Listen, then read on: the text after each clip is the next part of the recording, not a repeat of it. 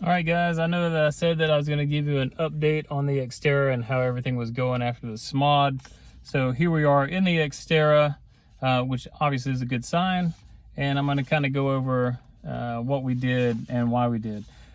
So I'd like to address a few omissions from the first video that I didn't talk about.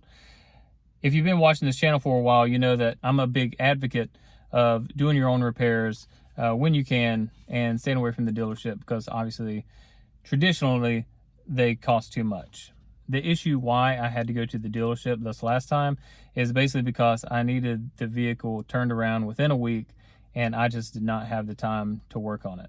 Also, I had said that I was feeling the shutter at low RPMs, when really what I was feeling, and I didn't know this till after the fact and talking to some of the guys at the dealership, that it was really when it was going into overdrive.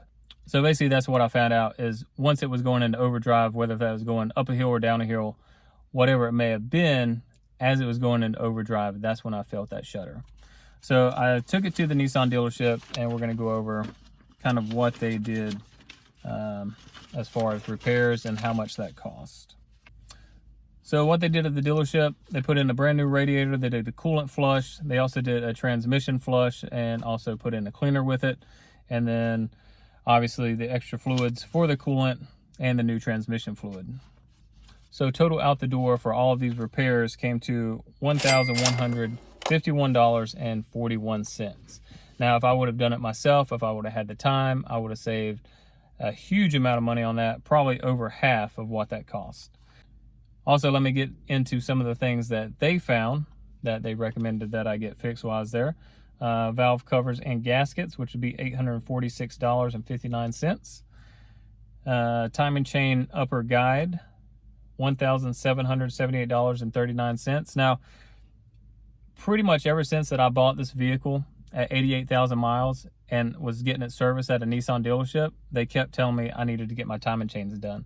Now, I've put a little over 100,000 miles on it, and personally, I cannot hear a noise from the engine of what they keep saying is the timing chain, and I've had no negative effects from it. So I'd be interested from any of you watching, if you're an Xterra owner, have you ever done your timing chain, or has it caused you any issues in a high mileage vehicle?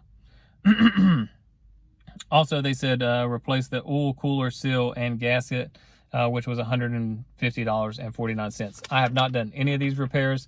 However, coming up probably in the next month or so, I already knew my valve covers and gaskets needed to be replaced because I've been seeing a little bit of a leak. It's nothing serious, but I was going to get to it once I had the time. So probably in the next couple months, you'll be seeing a video of that. It is a little extensive, but it can be done, and it can be done in one day, and you can save a huge amount of money.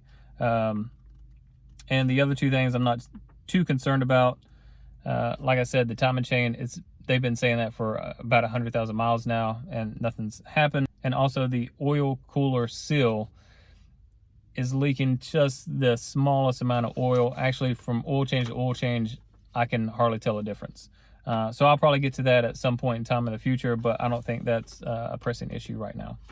Okay, so once I left the dealership, I was interested to see if doing the service had actually helped and the flushing of the transmission had actually made the shutter better. Basically, it didn't affect it at all. I was driving down the road, and then once it went into overdrive, I felt the shutter. It actually felt worse at that point in time, but I felt the shutter. So I was a little dismayed by that, but everything else in the transmission seemed to be working fine. So I looked online and did a little research, and I looked up Lube Guard, and a lot of people that I had seen that left reviews on that had good success with it. So I went and bought some Lube Guard Shutter Fix, which is a little 2-ounce packet, put it in the transmission. And they say it can be an immediate fix, or it can take up to or a little over 20 miles of driving. So definitely for me, it's taken over that 20-mile mark. But the shutter has decreased a lot, and then there's sometimes that I can't feel it at all. So I'm hoping that's a win. I'm actually going to get the transmission flushed one more time just to make sure we got all contaminants out of there. And I don't know, hopefully that fixes it. So right now I'm going to take it as a win and say that the transmission, even though it's not 100%, I think that it's good enough. And then so the plan is now that I'm going to continue to do small modifications here and there while I can.